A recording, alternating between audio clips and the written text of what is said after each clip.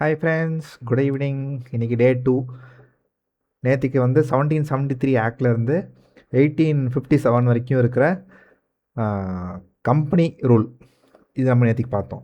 இன்றைக்கி 1857க்கு அப்புறம், அதாவது 1858லேருந்து 1947 நம்ம இண்டிபெண்டன்ஸ் ஆகிற வரைக்கும் என்னென்ன ஆக்ட்ஸ் இருக்குது, அதாவது க்ரௌன் ரூலில் என்னென்ன ஆக்ட்ஸ் அப்படியே நம்ம இந்தியன் கான்ஸ்டியூஷன் ஃபார்ம் பண்ணோம் அப்படின்றத இன்றைக்கி கிளாஸில் பார்க்கலாம். உள்ள போமா? ஃபஸ்ட்டு க்ரௌன் ரூல் 1858லேருந்து 1947 வரைக்கும். ஃபஸ்ட்டு 1857 என்ன நடந்தது? Revolt, great revolt of 1857. ஏன் நடந்தது, எதுக்கு நடந்துச்சுன்றதை நம்ம ஹிஸ்ட்ரியில் பார்ப்போம். இப்போதைக்கு நமக்கு என்ன தெரிய வந்ததுன்னா, 1857 ஆல்மோஸ்ட் பிரிட்டிஷை போட்டு பொழந்துட்டோம். ஜஸ்ட்டு மிஸ்ஸில் உஷாராகி எஸ்கேப் ஆகிட்டான். ஓகேவா? இன்னும் பிரிட்டிஷ் இந்தியா விட்டு போகலை, எஸ்கேப் ஆகிட்டான், தப்பிச்சிட்டான். ஆனால் என்ன புரிஞ்சுக்கிட்டாங்கன்னா, ஒரு கம்பெனியால் ஒரு ஒட்டுமொத்த இந்தியாவையும் ரன் பண்ண முடியாது. ஏன்? அதான் சண்டை வந்துருச்சு. 1857 ரிவோல்ட் நமக்கு அதை ப்ரூவ் பண்ணிருச்சு. ஒரு கம்பெனியை வச்சு ஒரு கண்ட்ரியவே, அது இந்தியா மாதிரி பெரிய கண்ட்ரியை ரன் பண்ணிடலாம் அப்படின்னு அவங்க தப்பு கணக்கு போட்டுட்டாங்கன்றது தெளிவாக தெரிஞ்சிருச்சு. ஸோ 1858 கம்பெனி போதும், நம்மளே டைரெக்டாக இதில் இறங்குவோம் அப்படின்னு சொல்லிட்டு வந்தது தான் government of India act of 1858. இது சார்ட்டர் ஆக்டா? இல்லை. இது என்ன act? Government of India act. இந்தியாவுக்குன்னு ஒரு கவர்மெண்ட் வரப்போகுது. இதை இன்னொரு மாதிரி என்ன சொல்கிறாங்கன்னா, act of good governance of India. இந்தியாவுக்குன்னு ஒரு நல்ல அரசாங்கத்தை கொண்டு வர போகிறோம். கம்பெனி மாதிரி அவ்வளோ ஒரு மட்டமான அரசாங்கமாக இருக்காது. இது பிரிட்டிஷோட நேரடி பார்வையில் ஒரு மாசான கவர்மெண்ட்டை கொண்டு வர போகிறோம்னு சொல்லிட்டு வந்த ஆக்ட் தான் government of India act of 1858. 1833 அந்த சென்ட்ரலைசேஷன் சொல்லியிருந்தோமா போன கிளாஸில்? அப்போ என்ன சொல்லியிருந்தோம்? ஈஸ்ட் இந்தியா கம்பெனியை பியூர் அண்ட் பியூர் அட்மின் பாடியாக கொண்டு வந்துட்டாங்க. வேறு எந்த பவர்ஸும் கிடையாது. மோனோபொலியை முடிச்சுட்டு நீ இதுக்கப்புறம் வெறும் ஒரு அட்மின், நீ எங்களோட வாட்ச்மேன், நாங்கள் என்ன நினைக்கிறோமோ அது நாங்கள் நடக்குதா இல்லையான்னு பார்த்துக்கிற ஒரு அட்மின் தான் நீ அப்படின்னு சொல்லியிருந்தாங்களா? எப்போ? 33. இப்போ 58 என்ன சொல்கிறாங்கன்னா, அந்த பவர்ஸும் கிடையாது, ஈஸ்ட் இந்தியா கம்பெனியே கிடையாது அப்படின்னு சொல்லிட்டாங்க. சரி, அப்போ கவர்னர் ஜெனரல் ஆஃப் இந்தியான்னு ஒருத்தர் இருந்தாரா? இப்போ அவரு கிடையாது. ஏன்? கவர்னர் ஜெனரல் ஆஃப் இந்தியான்றவர் கம்பெனியோட ஆளு. இப்போ தான் கம்பெனியே இல்லையே. அப்போ கவர்னர் ஜெனரல் ஆஃப் இந்தியாவை என்னவா மாற்றுறாங்க? Viceroy. இனிமேல் கம்பெனியே இல்லை, டைரக்டாக பிரிட்டிஷ் க்ரௌன் டேக் ஓவர் பண்ணிட்டாங்க. அட்மின் ஃபங்க்ஷனே கிடையாது இனிமேல். அப்போ கவர்னர் ஜெனரல் எதுக்கு? Viceroy. அப்போ இந்தியாவோட ஃபர்ஸ்ட் வைஸ் ராய் யாரு? Lord Canning. Lord Canning. சரி, அப்போ கம்பெனி சம்பந்தமான மற்ற ஒரு பாடி இருந்துச்சு தெரியுமா? Court of directors, board of control. இதுவும் இனிமேல் கிடையாது. அது கம்பெனியே இல்லை. எதை பார்த்துக்கிறது? கம்பெனியை பார்த்துக்கிறதுக்கு தான் போர்ட் ஆஃப் கண்ட்ரோல் வந்தது. போர்ட் ஆஃப் கண்ட்ரோல் என்ன பண்ணுவாங்க? British government. Court of directors யாரு? சின்னு என்ன? கம்பெனியோட ஆட்கள். இது நம்ம போன கிளாஸில் பார்த்தோமா ஞாபகம் வச்சுக்கிறதுக்கு? கம்பெனியே இல்லைனானதுக்கப்புறம் இவங்க 2 பேர் எதுக்கு? தூக்கு. இதுவும் போச்சு. அடுத்தது இது எல்லாத்துக்கும் பதிலாக புதுசாக இப்போ ஒரு ஆஃபீஸை திறந்துருக்காங்க. எங்கே? லண்டனில். என்ன office? Secretary of state for India, SOS for India. எஸ்ஓஎஸ்னா செக்ரட்டரி ஆஃப் ஸ்டேட். ஃபார் எதுக்கு? இந்தியாவை பார்த்துக்கிறதுக்கு. ஸோ இப்போ இந்த செக்ரட்டரி இருக்காரல்ல, இவருக்கு இப்போ கவர்னர் ஜெனரலுக்கு எப்படி எக்ஸிக்யூட்டிவ் கவுன்சில் 1853 ஆக்டில் வந்து எக்ஸிக்யூட்டிவ் கவுன்சிலை ரெண்டாக பிரித்து எக்ஸிக்யூட்டிவ் கவுன்சில் லெஜிஸ்லேட்டிவ் கவுன்சில்னு கொண்டு வந்தாங்களோ இவருக்கு ஒரு கவுன்சில் இருக்கு. யாருக்கு? Secretary of state for India. இவருக்கு ஒரு கவுன்சில். இது என்ன கவுன்சில்? எக்ஸிக்யூட்டிவ் கவுன்சிலில் டிசைட் பண்ணாங்க, மெஜாரிட்டி, வீட்டோ பவர், அதெல்லாம் போன கிளாஸில் படித்தோம். இவங்க டிசைடெல்லாம் பண்ண முடியாது. It's just an advisory council. Advise தான் பண்ணுவாங்க, முடிவெடுக்க முடியாது. யாருக்குமே அதுக்கான உரிமை கிடையாது. அப்படி ஒரு கவுன்சில் இருக்கு. ஸோ இதுதான் வந்து 1858 கவர்மெண்ட் ஆஃப் இந்தியா ஆக்ட் படி ஃபீச்சர்ஸ். 1857 சண்டையில் பிரிட்டிஷர்ஸ்க்கு தெளிவாக தெரிஞ்சிருச்சு, கம்பெனியால் இந்தியா மாதிரி பெரிய கண்ட்ரி ரூல் பண்ண முடியாது, நம்மளே டைரெக்டாக உள்ளே இறங்கினா தான் உண்டு, நம்ம உள்ளே வர்றதுக்கு ஒரு ஆக்ட் வேணும். அந்த ஆக்ட் தான் government of India act of 1858. இனிமேல் கவர்னர் ஜெனரல் ஆஃப் இந்தியா கிடையாது, அவர் வைஸ்ராய், சிஓடி, பிஎஃப்சி இந்த மாதிரி பாடியில் எதுவும் கிடையாது. அதுக்கு பதிலாக எஸ்ஓஎஸ் ஃபார் இந்தியா. இனிமேல் கவுன்சில் கிடையாது, இங்கே ஒரு அட்வைசரி கவுன்சில், 15 பேர் கவுன்சில். சிம்பிள். அங்கேருந்து அப்படியே ரீப்ளேஸ் பண்ணிட்டாங்க புதுசாக. சரிப்பா, இப்போ என்ன பண்ணுறாங்க? அடுத்த ஆக்ட் வருது, கவுன்சில்ஸ் ஆக்ட். மொத்தம் 3 கவுன்சில்ஸ் ஆக்ட். 1861, 1892, 1909. திருப்பி சொல்கிறேன், 1861, 1892, 1909. 3 கவுன்சில்ஸ் ஆக்ட். கவுன்சில் இங்கே என்னமோ ஒன்று சொல்ல வராங்களே, கவுன்சில்ன்ற வார்த்தையை நம்ம எங்கேயோ கேட்டோமே. Executive council, legislative council, council, இது நமக்கு தெரியுது. அப்படின்னா என்ன சொல்ல வராங்கன்ற ஒரு ஐடியா இப்போ நமக்கு வருதா? என்னன்னா, இனிமேல் லெஜிஸ்லேட்டிவ் கவுன்சில்னு ஒன்று மேலே யாருக்கு மட்டும் இருந்துச்சு? கவர்னர் ஜெனரல் ஆஃப் இந்தியாவுக்கு மட்டும் இருந்துச்சு. Governor of Madras, governor of Bombay, இவங்களுக்கான லெஜிஸ்லேட்டிவ் பவர் இல்லாமல் இருந்துச்சா? திருப்பி கொடுக்குறாங்க. ப்ராவின்சஸ், அதாவது மெட்ராஸ், பாம்பே, இந்த மாதிரியான, Agra, north western frontier, Punjab, இந்த மாதிரியான ப்ராவின்சஸ்க்கு நீங்களுமே இனிமேல் சட்டம் இயற்றிக்கலாம், வைஸ்ராய் தான் இயற்றணும்னு கிடையாது அப்படின்னு கொண்டு வர்றது தான் கவுன்சில்ஸ் ஆக்ட். ஏன்? முன்னாடியே நான் சொன்ன மாதிரி தான், பெங்காலில் இருக்கிற ஒருத்தருக்கு மெட்ராஸை பற்றி என்ன தெரியும்? பாம்பேவை பற்றி என்ன தெரியும்? அங்கே இருக்க ப்ராக்டிசஸ் பற்றி என்ன தெரியும்? அவர் ஒரு லா கொண்டு வந்தார்னா அது எப்படி இங்கே இருக்கவங்களுக்கு அதுக்கு கரெக்டாக இருக்குமா? அப்போ யார் எடுத்தால் கரெக்டாக இருக்கும்? அந்தந்த ப்ராவின்சஸே அவங்களுக்கு லா மேக் பண்ணால் தான் கரெக்டான இருக்கும். புரியுதா? ஸோ இதுதான் starting of Indian councils act of 1861. அதே மாதிரி இப்போ என்னென்ன பண்ணுறாங்கன்னு பார்ப்போம். இதில் என்ன ஃபீச்சர்ஸ் இருக்குன்னா, இங்கே பாருங்கள், non official members appointed in the legislative council. Non official members appointed in the legislative council. ஏன் நான் அஃபிஷியல் மெம்பர்? ஏன்னா அவங்க எல்லாரும் இந்தியன்ஸ் அஃபிஷியல் மெம்பராக போட்டால் அவங்க பேச்ச பிரிட்டிஷ் கேட்க வேண்டிய நிலைமைக்கு வந்துடுவாங்க. அவ்வளோ சீக்கிரம் நம்ம சொல்கிறத அவன் கேட்பானா? அதிகாரத்தை தூக்கி நமக்கு கொடுப்பானா? அவன் வச்சுக்க பார்ப்பானா? அவன் எதுக்கு நமக்கு கொடுக்க போகிறான்? ஸோ அதே நேரத்தில் இந்தியன்ஸை உள்ளே கொண்டு வராமல் இருந்தால் 1857 ரிவோல்ட் மாதிரி ஒரு பிரச்சனை வந்துடுது. அப்போது இந்தியன்ஸே ரூல் பண்ணாதான் இந்த மாதிரியான பிரச்சனைலாம் வராதுன்னு ஒரு கண் துடைப்புக்காக 3 பேர்த்த உள்ளே கொண்டு வராங்க. யார் அந்த 3 பேர்? ராஜா ஆஃப் பனாரஸ், மகாராஜா ஆஃப் பாட்டியாலா, 3வது sir Dinkar Rao. Raja of Banaras, Maharaja of Patiala, sir Dinkar Rao. இந்த 3 பேரும் பிரிட்டிஷோடைய பயங்கர விசுவாசிங்க. அதே நேரத்தில் இந்த 3 பேரும் இந்தியன்ஸ். அப்போது இவங்களை கூட வச்சுக்கிறதுனால சொல்லுவாங்க, பாருங்கப்பா உங்கள் ஆளுங்க தான்ப்பா சட்டம் போட்டாங்க, உங்கள் ஆளுங்க தான் உங்களுக்காக இந்த மாதிரியான இதெல்லாம் கொண்டு வராங்க அப்படின்னு சொல்லி பிரச்சனை வராமல் ஈஸியாக எஸ்கேப் ஆகிக்கிறதுக்காக பிரிட்டிஷ் யூஸ் பண்ணது தான் இந்தியன் கவுன்சில்ஸ் ஆக்ட்.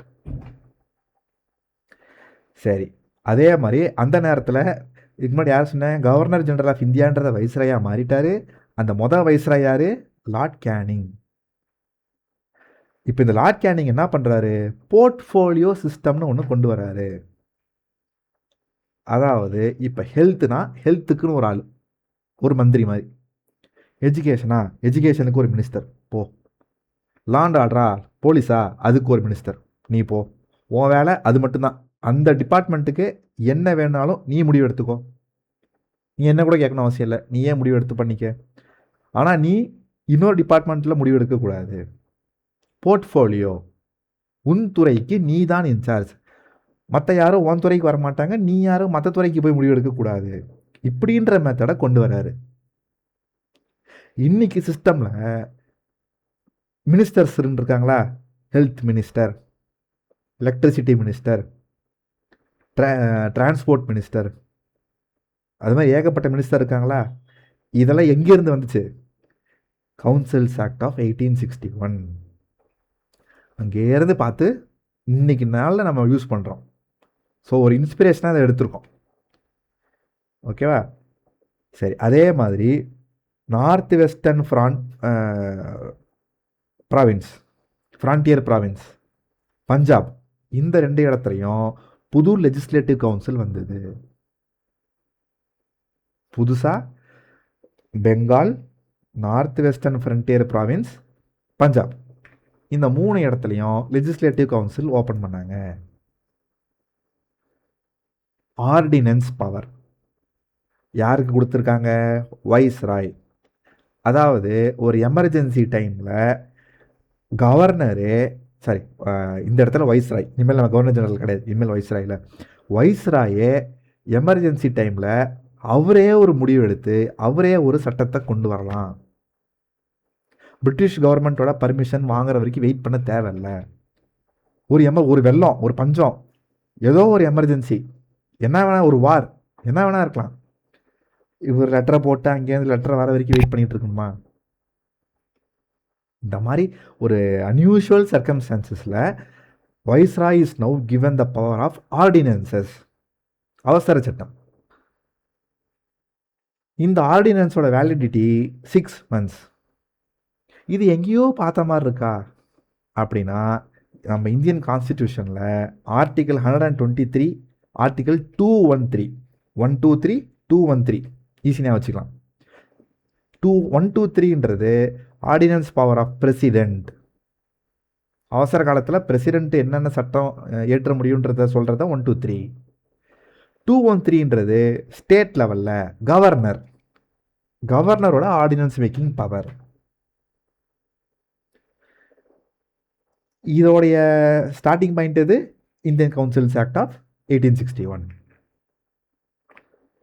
அப்புறம் அதே 1861ல் இன்னொரு ஆக்ட் பாஸ் ஆகுது, இந்தியன் ஹை கோர்ட்ஸ் ஆக்ட். இந்த ஆக்ட் படி முதல்ல ஒரு சுப்ரீம் கோர்ட் ஆஃப் இந்தியா வருது. இல்லை சாரி, இந்த ஆக்ட் படி சுப்ரீம் கோர்ட் ஆஃப் 1773ல் ஒரு கோர்ட் ஆரம்பிச்சாங்களா, அந்த கோர்ட்டு ஹை கோர்ட் ஆஃப் பெங்காலா மாறுது. திருப்பி சொல்கிறேன், Indian high courts act of 1861. இந்த ஆக்ட் படி என்ன ஆகுதுன்னா, 1773ல் முதல்ல ஆரம்பித்த அந்த சுப்ரீம் கோர்ட் ஆஃப் ஃபோர்ட் வில்லியம்ன்றது இப்போது ஹை கோர்ட் ஆஃப் பெங்கால். அடுத்த வருஷம் 1862ல் பாம்பே, மெட்ராஸ், இங்கேயும் புதுசாக ஹை கோர்ட்டை ஆரம்பிக்கிறாங்க. அப்போ 1861ல் எவ்வளோ நடந்திருக்கு பாருங்க. 1861ல் கவுன்சில்ஸ் ஆக்ட், பேர்லேயே இருக்குது கவுன்சில். அப்போ என்ன அர்த்தம், லெஜிஸ்லேட்டிவ் கவுன்சில் திருப்பியும் மெட்ராஸுக்கும் பாம்பேக்கும் திருப்பி கொடுத்துட்றாங்க.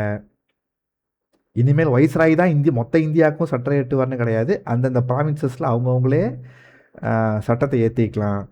அதே மாதிரி Bengal, north western frontier province, அதுக்கப்புறம் பஞ்சாப், இந்த 3 இடத்துலையும் புது லெஜிஸ்லேட்டிவ் கவுன்சில் கிரியேட் பண்ணுறாங்க. வைஸ்ராய்க்கு ஆர்டினன்ஸ் மேக்கிங் பவர் வருது. ஹைகோர்ட் ஃபஸ்ட்டு இருந்த 1773 இருந்த ஹைகோர்ட் சுப்ரீம் கோர்ட் இப்போ ஹைகோர்ட் ஆஃப் பெங்காலாக மாறிடுச்சு. 1862 மெட்ராஸ்லேயும் பாம்பேலையும் புது ஹைகோர்ட் வந்துருச்சு. அதே மாதிரி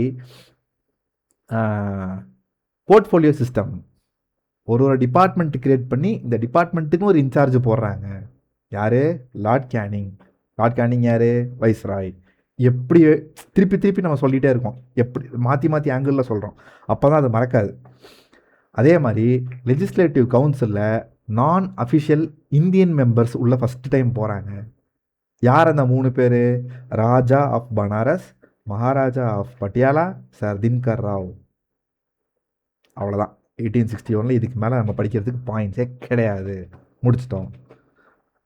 சரி, அடுத்து 2வது இந்தியன் கவுன்சில்ஸ் ஆக்ட் 1892. இப்போ 1885 ஒரு மாசாவர் சம்பவம் நடக்குது. என்னதுன்னா, இந்தியன் நேஷ்னல் காங்கிரஸ் ஃபார்ம் ஆயிடுச்சு. ஓகேவா? இந்தியன் நேஷ்னல் காங்கிரஸில் வளர்ந்துக்கிட்டே வருது நாளாக. அப்போ அவங்க என்ன பண்ணுறாங்க, கவுன்சிலில் 3 பேர் போட்டிருக்கிறீங்க, பத்தாது, இன்னும் நிறையா இந்தியன்ஸை உள்ளே ஆட் பண்ணுங்கன்னு கேட்குறாங்க. ஏன்னா இந்தியன் நேஷ்னல் காங்கிரஸில் இருக்கிறவங்க படித்தவங்க, அந்த காலத்தில் படித்தவங்க, எஜுகேட்டட் இந்தியன்ஸ் அத்தனை பேர் உருவாயிட்டாங்க. ஸோ அவங்க டிமாண்ட் பண்ணுறாங்க பிரிட்டிஷ் கவர்மெண்ட்டை, என்னப்பா நீ 3 பேர் தான் வச்சுருக்க, அதுவும் உனக்கு ஃபேவராக இருக்கிற 3 பேரை வச்சுருக்க. யார்? Raja of Banaras, Maharaja of Patiala, sir Dinkar Rao. 3 பேர் தானா மொத்த இந்தியாவுக்கே? இன்க்ரீஸ் பண்ணு அப்படின்னு சண்டை போடுறாங்க.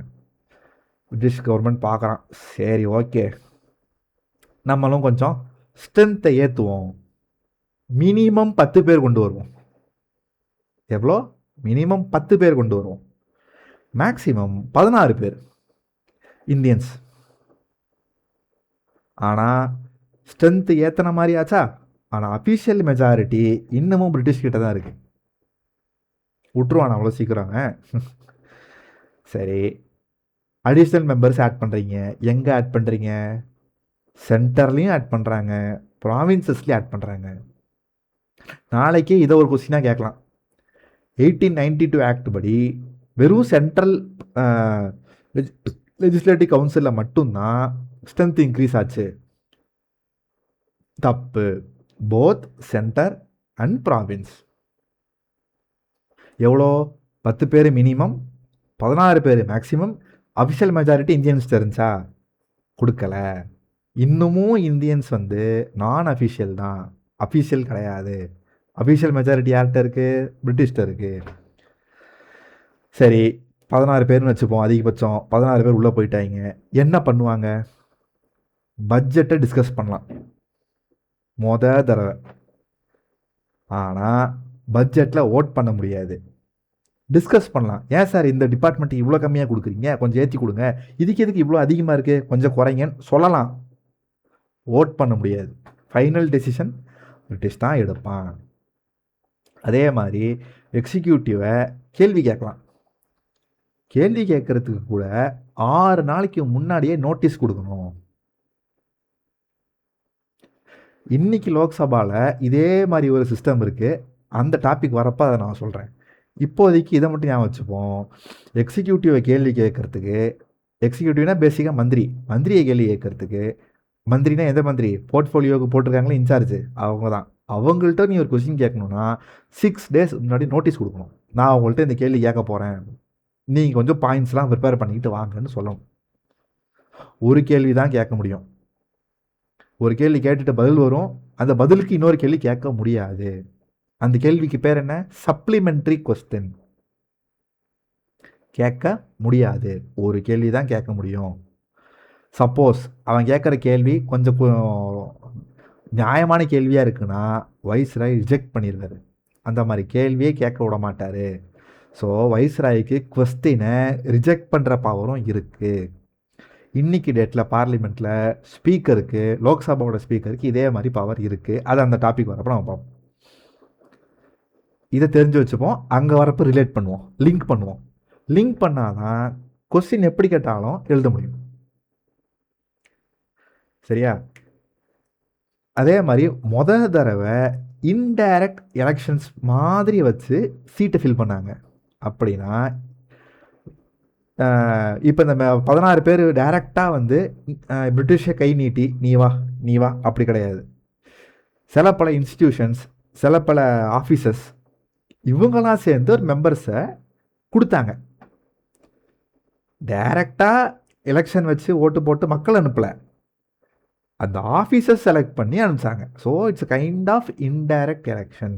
மக்களால் தேர்ந்தெடுக்கலை, ஆனால் பிரிட்டிஷ் கவர்மெண்ட்டும் நேரடியாக தேர்ந்தெடுக்கல. சில பல ஆஃபீஸஸ் இருக்குது, சில பல காலேஜஸ், யூனிவர்சிட்டிஸ் இவங்கெல்லாம் சேர்ந்து என்ன பண்ணாங்க, இவங்கெல்லாம் எங்களோட இந்தியன்ஸ், இவங்கள நாங்கள் நம்புகிறோம், இவங்கள நீங்கள் உள்ளே எடுத்துகிட்டு போங்க, அந்த 16 பேரில் இவங்கள கொண்டு வாங்கன்னு நாமினேட் பண்ணாங்க. இன்டைரக்ட் எலெக்ஷன் எப்போ 1892. அடுத்து 3வது, இதான் லாஸ்ட் இந்தியன் கவுன்சில்ஸ் ஆக்ட். இதுக்கு இன்னொரு பேர் Morley Minto act. Morley Minto act. மார்லேனா யார் அப்படின்னா, ஒரு ஆஃபீஸ் 1857 கிரியேட் பண்ணாங்களா, secretary of state for India, அவர் தான் மார்லே. 1909 எஸ்ஓஎஸ் ஃபார் இந்தியா யார், மார்லே. அப்போ மின்டோ யார், இந்தியாவில் யார் இருப்பா, வைஸ்ராய். ஏன் இந்த இந்தியன் கவுன்சில்ஸ் ஆக்ட் ஆஃப் 1909 வந்தது அப்படின்னா, ஐஎன்சி இருக்காங்களா, இந்தியன் நேஷனல் காங்கிரஸ், போன 1892 ஆக்ட் அப்போது கொஞ்சம் ஸ்ட்ரென்த்தை இன்க்ரீஸ் பண்ணுங்க அப்படின்னு கேட்டாங்க. அதனால 10 to 16 வந்தது.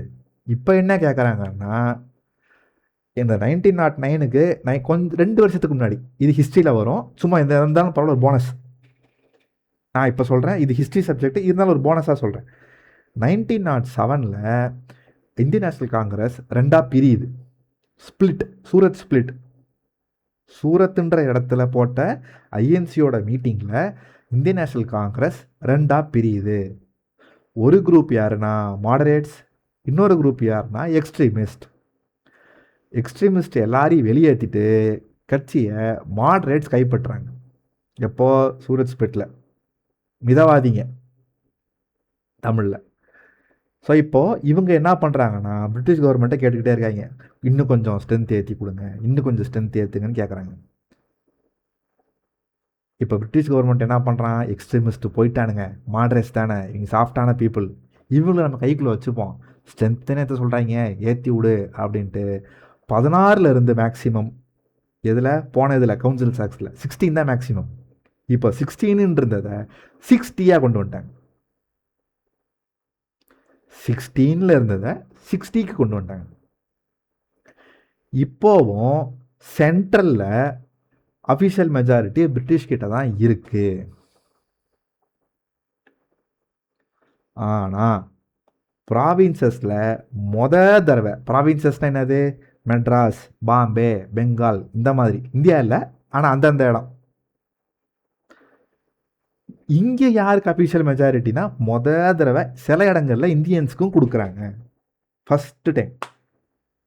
அது மட்டும் இல்லை, போன தடவை என்ன சொன்னேன், ஒரு கேள்வி தான் கேட்க முடியும், 6 வாரத்துக்கு முன்னாடி நோட்டீஸ் கொடுக்கணும், 6 நாளைக்கு முன்னாடி நோட்டீஸ் கொடுக்கணும். ஆன்சர் வந்ததுக்கப்புறம் திருப்பி அடுத்த கேள்வி, சப்ளிமெண்ட்ரி கொஸ்டின் கேட்க முடியாது அப்படின்னு போனதில் சொன்னேன். மார்லே மின்டோவில் பர்மிஷன் கொடுத்துட்டாங்க, நீங்கள் வேணா அடிஷ்னல் கொஸ்டின்ஸ் கூட கேட்டுக்கோங்க பண்ணிட்டு. போன இதில் என்ன சொன்னேன், பட்ஜெட்டில் டிஸ்கஸ் பண்ண முடியும், ஓட்டு போட முடியாது.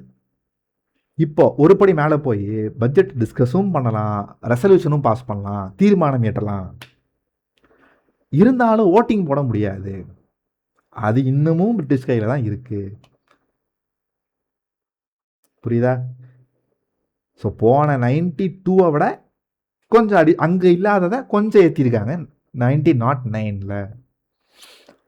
அதே மாதிரி முன்னாடி இருந்துச்சா ஒரு எக்ஸிக்யூட்டிவ் கவுன்சில், 53 2ஆக பிரிஞ்சுதா, எக்ஸிக்யூட்டிவ் கவுன்சில், லெஜிஸ்லேட்டிவ் கவுன்சில்னு. 4th மெம்பர் லா மெம்பர் பர்மனண்ட்டாக ஆனாரா, அந்த லா மெம்பராக தடவை ஒரு இந்தியனை போடுறாங்க. யார்? சத்யேந்திர பிரசாத் சின்ஹா. ஃபஸ்ட்டு டைம் அந்த லா மெம்பர், அந்த பெர்மனண்ட் மெம்பர் எக்ஸிக்யூட்டிவ் கவுன்சிலில் ஒரு இந்தியன். எஸ்பி சின்ஹா, சத்யேந்திர பிரசாத் சின்ஹா. பெரிய அச்சீவ்மெண்ட் அந்த காலத்தில். இது 1909 தான் தடவை ஒரு எக்ஸிக்யூட்டிவ் கவுன்சிலில் ஒரு இந்தியன் போய் உட்கார்றாரு, லா மெம்பராக. அதுவும் அடுத்தது இப்போ கம்யூனல் ரெப்ரசன்டேஷன் ஃபார் முஸ்லிம்ஸ் அப்படின்னா என்ன அர்த்தம்னா, ஒரு தொகுதியில் ஒரு முஸ்லீம் வேட்பாளர் நிற்கிறாருன்னா அவருக்கு முஸ்லீம் மட்டும்தான் ஓட்டு போட முடியும். அது ஒரு முஸ்லீம் தொகுதி.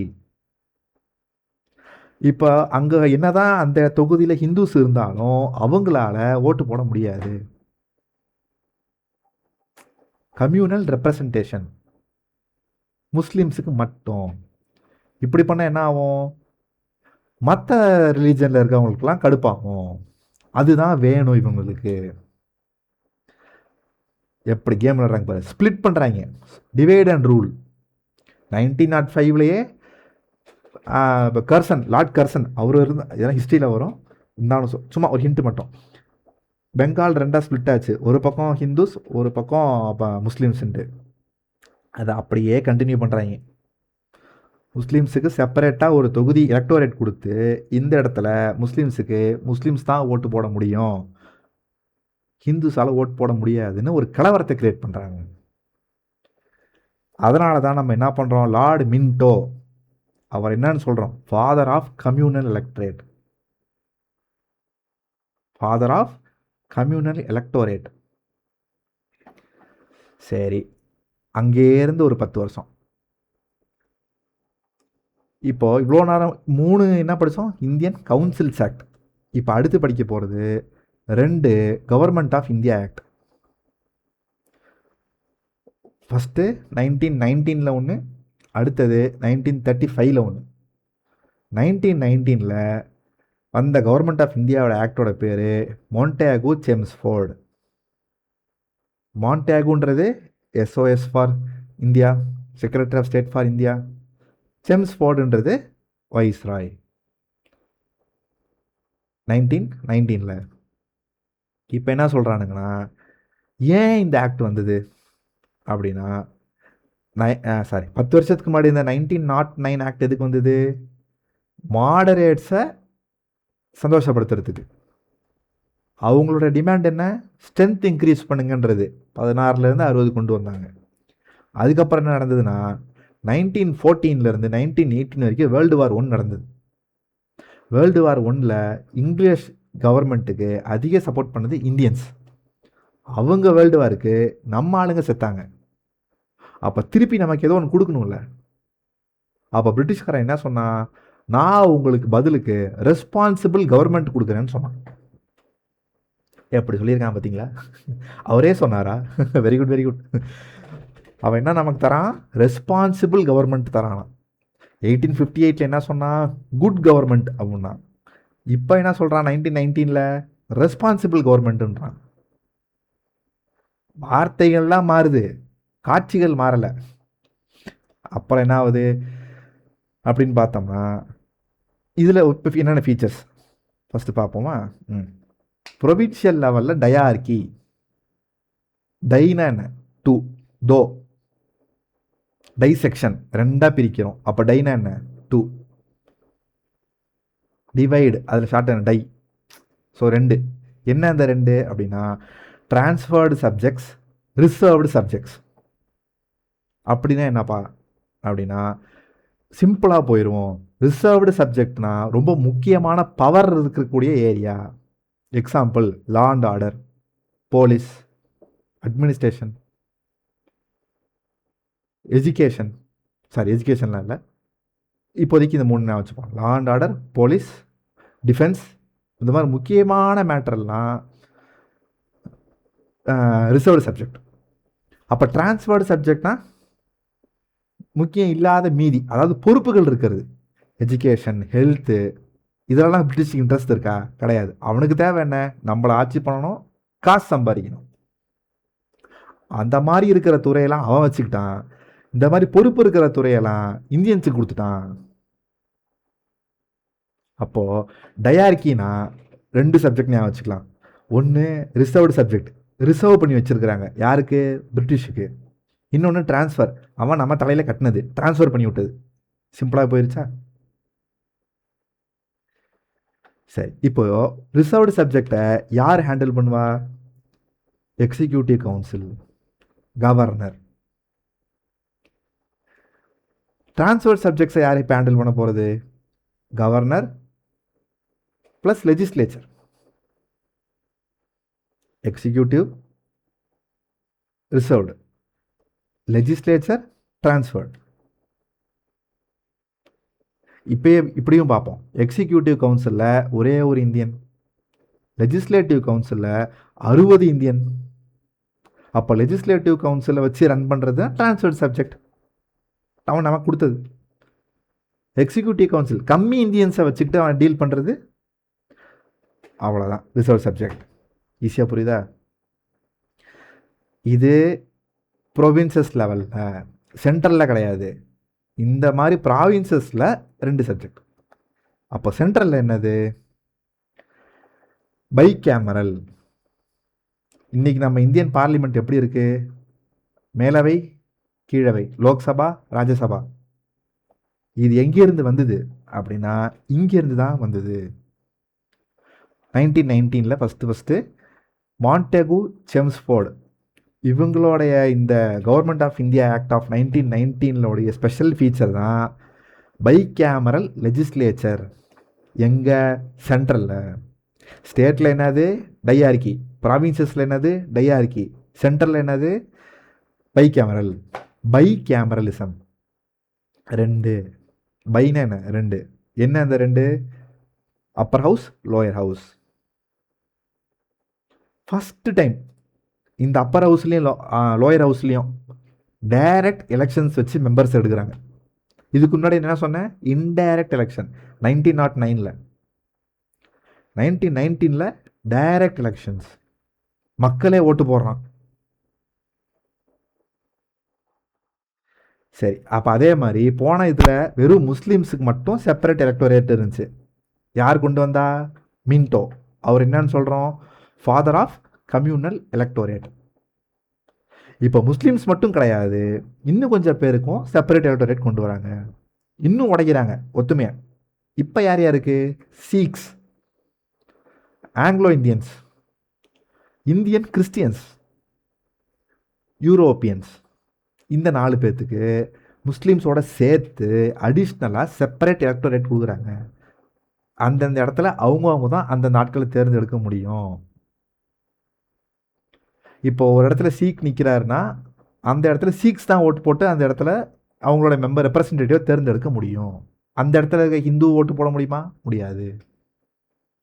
அதுதான் செப்பரேட் எலக்டோரேட். சரி, அப்புறம் வேற என்ன கொண்டு வராங்க இந்த ஆக்ட் படி அப்படின்னா? Central public service commission. இன்னைக்கு யூபிஎஸ்சி இருக்குல்ல, அன்னைக்கு அது சென்ட்ரல் பப்ளிக் சர்வீஸ் கமிஷன். இவ்வளோத்தையும் கொண்டு வந்துட்டு என்ன சொல்கிறாங்கன்னா 10 வருஷம் கழிச்சு இன்னும் ஒரு கமிட்டியை போடுவோம். இந்த 1919 போட்ட ஆக்டு 10 வருஷத்தில் எப்படி நிறைவேறி இருக்கு, நல்லது பண்ணியிருக்கா கெட்டது பண்ணியிருக்கா அப்படின்னு அதை பார்த்து ஒரு ஆராய்ச்சி பண்ணி ஒரு முடிவு எடுக்கிறதுக்கு ஒரு கமிஷன். அதுதான் பின்னால் சைமன் கமிஷன். புரியுதா? ஸோ 1919 போட்ட இந்த ஆக்டு எப்படி ஒர்க் ஆகிருக்குன்னு பார்த்து தெரிஞ்சுக்கிறதுக்கு ஒரு கமிஷன் போடுறாங்க, சைமன் கமிஷன். அடுத்தது last government of India act of 1935. இன்னைக்கு இருக்க கான்ஸ்டிடியூஷனுடைய ஒரு 60-70% இந்த ஆக்ட் தான். இந்த ஆக்டோடைய ஃபீச்சர்ஸ் தான் இன்னைக்கு இருக்குது. 60-70% நம்ம இன்னமும் இந்த ஆக்டை தான் ஃபாலோ பண்ணிக்கிட்டு இருக்கோம். இதை தான் நம்ம மாற்றி வச்சுருக்கோம். இதுலேருந்து வந்தது தான் இது. ஸோ இது என்னன்னு சொல்கிறாங்கன்னா blueprint of current Indian constitution. இன்னைக்கு இருக்க அரசியலமைப்பு சட்டத்தோடைய ப்ளூ பிரிண்ட்டே இவன் தான். இவனை பார்த்து தான் நம்ம மெஜாரிட்டி ஃபீச்சர்ஸை எடுத்துருக்குறோம். ஓகேவா? இதோடைய ஃபீச்சர்ஸ் என்ன அப்படின்னா ஆல் இந்தியா ஃபெடரேஷன். ஆனால் இது வந்து நம்ம நடைமுறைக்கே வரல. ஸோ அதை பற்றி நம்ம பெருசாக ஒன்றும் கவலைப்பட்டுக்க தேவையில்ல. ஆல் இந்தியா ஃபெடரேஷனும் ஒன்று கொண்டு வரலான்னு பேசினாங்க. ஆனால் அது பேச்சுவார்த்தையோடு நின்றுச்சு. ஸோ அதை பற்றி நம்ம பெருசாக ஒன்றும் சொல்கிறதுக்கு இல்லை. சப்போஸ் நாளைக்கே வந்து ப்ரிலிம்ஸில் ஒரு கொஸ்டின் ஆல் இந்தியா ஃபெடரேஷன் எந்த சட்டத்தின்படி கொண்டு வரலான்னு பிளான் பண்ணாங்கன்னா கவர்மெண்ட் ஆஃப் இந்தியா 1935. சரி, இப்போ நான் இதுக்கு முன்னாடி என்ன சொன்னேன்? ப்ராவின்சஸில் டயார்கி, சென்ட்ரல் லெவலில் பை கேமரலிசம். இங்கே அப்படியே உல்டாகுது. ப்ராவின்சஸ் லெவலில் இருந்த டயார்கியை ஒழிச்சிட்டாங்க. அப்போ அதை எங்கே கொண்டு போகிறாங்க? சென்டருக்கு கொண்டு போகிறாங்க. அப்போ சென்ட்ரலில் இருந்த பை கேமரலிசம் எங்கே வருது? ப்ராவின்சஸுக்கு வருது. இப்போ இன்னைக்கு தான் தமிழ்நாடுல வந்து ஒரு சட்டமன்றம் இருக்குது. இதுக்கு முன்னாடி வந்து எம்எல்ஏ எம்எல்சின்னு 2 பேர் இருந்தாங்க. லெஜிஸ்லேட்டிவ் அசம்பிளி, லெஜிஸ்லேட்டிவ் கவுன்சில் 2 இருந்தது. அது எப்படி ப்ராவின்சஸ்க்கு வந்தது? கவர்மெண்ட் ஆஃப் இந்தியா 1935 அது என்ன பண்ணுச்சு? Bicameralism is introduced in the provinces. அதனால தான் மெட்ராஸில் எம்எல்ஏ எம்எல்சின்னு 2 பேர் இருந்தாங்க. புரியுதா? அதே மாதிரி டிவிஷன் ஆஃப் பவர்ஸ் இன்னைக்கு வந்து பின்னாடி அடுத்தடுத்து நம்ம ஷெடியூல்ஸ்னு ஒன்று படிப்போம். அப்போ நான் சொல்கிறேன். 7th ஷெடியூல் படி 3 இருக்குது. Central list, state list, concurrent லிஸ்ட்டுன்ட்டு. இது எங்கேருந்து வந்துச்சுன்னா இந்த 1935 கவர்மெண்ட் ஆஃப் இந்தியா ஆக்டில் ஒரு ஃபீச்சர் இருக்குது, டிவிஷன் ஆஃப் பவர்னு. Federal list, provincial list, concurrent list. இதுபடி தான் நீங்கள் இன்னைக்கு நம்ம ஃபாலோ பண்ணிட்டு இருக்கோம். ரெசிடியூவரி பவர்ஸ் அப்போ யாருக்கு கொடுப்பாங்க? அதாவது இந்த 3 லிஸ்ட்லையும் இல்லாத சப்ஜெக்டை ரெசிடியூவரி பவர்னு சொல்கிறோம். அப்போ அந்த மாதிரியான சப்ஜெக்ட்ஸில் யார் முடிவு எடுக்கலாம்? வைஸ்ராய். ஃபெடரல் லிஸ்ட்டில் இருந்துச்சுன்னா வைஸ்ராய், ப்ராவின்ஷியல் லிஸ்ட்டில் இருந்தால் கவர்னர், கன்கரண்ட் லிஸ்ட்டில் இருந்தால் 2 பேருமே கன்கரண்ட், 2 பேருமே. ரெசிடியூவரி இது 3த்துலையுமே இல்லைன்னா யார் முடிவு எடுக்கிறது? வைஸ்ராய். இன்னைக்கு யார் எடுக்கிறா? பார்லிமெண்ட். அதை இப்போ பார்லிமெண்ட் சாப்டர் வரப்போ நான் சொல்லித்தரேன். ஓகே, அடுத்து வேற இப்போ நம்ம போன 1919 ஆக்டில் வந்து சென்ட்ரல் பப்ளிக் சர்வீஸ் கமிஷன் ஆரம்பித்தாங்கன்னு சொன்னேன். அதுபடி இந்த ஆக்டில் என்ன கொண்டு வந்திருக்காங்கன்னா நம்மளுடைய சுப்ரீம் கோர்ட்டுடைய முன்னோடியான ஃபெடரல் கோர்ட். 1773 ஒரு சுப்ரீம் கோர்ட் இருந்துச்சா? அதை Indian high courts act 1861 high court of பெங்கால்னு மாற்றினாங்களா? இப்போ இந்தியாவுக்கு சுப்ரீம் கோர்ட்டே இல்லையா? அப்போ இந்த சுப்ரீம் கோர்ட் எங்கேருந்து வந்துச்சு? இன்றைக்கி இருக்கிறதுனா 1935 government of India act. Federal கோர்ட்னு இருந்தது தான் நம்ம 1947 அப்புறம் சுப்ரீம் கோர்ட்டு மாற்றிட்டோம். வேற என்ன வந்தது? RBI, reserve bank of India. அடுத்தது இப்போ நம்ம டிஎன்பிஎஸ்சி இருக்குல்ல, ஸ்டேட் லெவலில் பப்ளிக் சர்வீஸ் கமிஷன். அதை வந்து அன்றைக்கி என்ன சொன்னாங்கன்னா ப்ரொவின்ஷியல் பப்ளிக் சர்வீஸ் கமிஷன் அது வந்தது. Joint public service commission, central state ரெண்டும் ஜாயிண்ட் பப்ளிக் சர்வீஸ் கமிஷன். இந்த மாதிரியான பாடிலாம் எங்கேருந்து வந்தது? Government of India act 1935. சரி, தடவை டைரக்ட் எலெக்ஷன் எங்கே வச்சாங்க? 1919.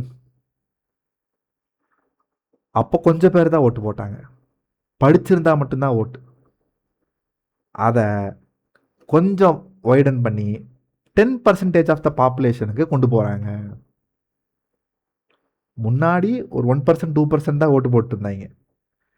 இப்போ அது 10%க்கு கொண்டு போகிறாங்க. அது யார் யாருன்றதுலாம் இப்போ நமக்கு தேவையில்லை, ஃபேக்ட்ஸ் மட்டும் தெரிஞ்சு வச்சுப்போம். அடுத்தது பர்மா இந்தியா விட்டு தனியாக பிரிக்கிறாங்க. எப்போ? 1935. ஒரிசா பெங்கால்றது பிரிஞ்சு வருது. சிந்து கிரியேட் ஆகுது. எப்போ? 1935. இதெல்லாம் தான் இந்த 1935 ஸ்பெஷல் ஃபீச்சர்ஸ். ஓகேவா? அதுக்கப்புறம் 1947 தான் லாஸ்ட். இது எதை பேஸ் பண்ணி கொடுத்தாங்க? Mountbatten plan. Mountbatten plan படி என்ன எனக்கு வந்திருக்கு? இந்தியா வந்து ஒரு இண்டிபெண்ட் கண்ட்ரி, இந்தியா வந்து ஒரு சாவரின் கண்ட்ரி. ஆனால் இந்தியா வந்து ஒரு டொமினியன். டொமினியன்னா இன்னும் அதுக்கு ஒரு கான்ஸ்டியூஷன் வரலை. எப்போ வந்தது? 1950 தான் வந்தது. அப்போ 1947 1950 வரைக்கும் இந்தியாவோட ஸ்டேட்டஸ் என்ன? டொமினியன். சரி, வைஸ்ராய். வைஸ்ராய்ன்றவர் யார்? பிரிட்டிஷோடைய ரெப்ரசன்டேட்டிவ் இன் இந்தியா. அதான் பிரிட்டிஷே போகிறான்ல, இதுக்கப்புறம் எதுக்கு வைஸ்ராய்? வைஸ்ராயை தூக்கு. அப்போ வைஸ்ராயே இல்லையா? அப்போ 1947 50 வரைக்கும் கவர்னர் ஜெனரல் மறுபடியும். அப்போ இந்தியாவோட முதல் கவர்னர் ஜெனரல் யார்? Mountbatten. இந்தியாவுடைய ஃபஸ்ட்டு இந்தியன் கவர்னர் ஜெனரல் யார்? சி ராஜகோபாலாச்சாரி. இதெல்லாம் வந்து ஃபேக்ட்ஸ். இந்தியாவோட first governor general Mountbatten. இந்தியாவோட first Indian governor general C Rajagopalachari. அதே மாதிரி செக்ரட்டரி ஆஃப் ஸ்டேட் ஃபார் இந்தியான்னு ஒன்று கிரியேட் ஆச்சா 1857. இதோட அதுவும் க்ளோஸ். அந்த ஆஃபீஸை இழுத்து மூடிட்டாங்க. இப்போ என்னவா மாறுது? அது secretary of state for Commonwealth. அதாவது பிரிட்டிஷ் கவர்மெண்ட் எந்தெந்த கண்ட்ரியெல்லாம் வந்து இந்த மாதிரி கேப்சர் பண்ணி வச்சுருந்து அவங்களுக்கு இண்டிபெண்டன்ஸ் கொடுத்துட்டு வந்துச்சோ அந்த கண்ட்ரியோட பேர் தான் காமன்வெல்த் கண்ட்ரி. இப்போ கூட காமன்வெல்த் கேம்ஸில் நடக்குதுல்ல, அப்போ என்ன அர்த்தம்? அவங்க எல்லாருமே ஒரு பாயிண்ட் ஆஃப் டைமில் பிரிட்டிஷ் கீழே இருந்தாங்கன்னு அர்த்தம். அதான் காமன்வெல்த். அப்போ எஸ்ஓஎஸ் ஃபார் இந்தியான்னு 1857 கிரியேட் பண்ணியிருந்த ஆஃபீஸை க்ளோஸ் பண்ணிவிட்டு எஸ்ஓஎஸ் ஃபார் காமன்வெல்த்ன்ற ஆஃபீஸ்க்கு ஃபங்க்ஷன்ஸை ட்ரான்ஸ்ஃபர் பண்ணுறாங்க. இனிமேல் இந்தியாவை நாங்கள் பார்த்துக்க மாட்டோம், நீ பார்த்துக்க, நாங்கள் அந்த கடையை காலி பண்ணுறோன்னு மூடுறாங்க. ஓகே, அப்புறம் என்ன சொல்கிறாங்கன்னா, நீங்கள் புதுசாக ஒரு கான்ஸ்டியூஷனை உருவாக்குற வரைக்கும் 1935 ஆக்டையே ஃபாலோ பண்ணுங்க.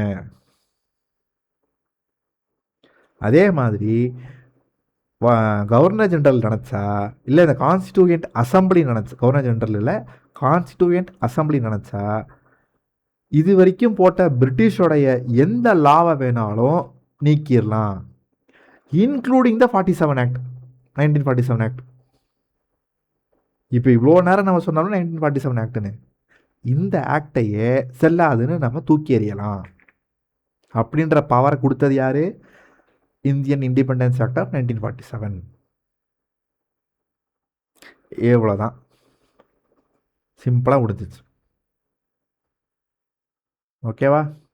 திருப்பி ஒரு தடவை ஃபஸ்ட்லேயே இந்த வீடியோ ப்ளே பண்ணி பாருங்கள், புரியும். புரியலன்னா கமெண்ட்ஸில் சொல்லுங்கள். நான் திருப்பி ஒரு தடவை வந்து என்ன டவுட்ஸ் இருக்கோ நான் படிச்சுட்டு வந்து எக்ஸ்பிளைன் பண்ண ட்ரை பண்ணுறேன். ஓகேவா? Thank you so much. நாளைக்கு கிளாஸில் பார்ப்போம். பாய்.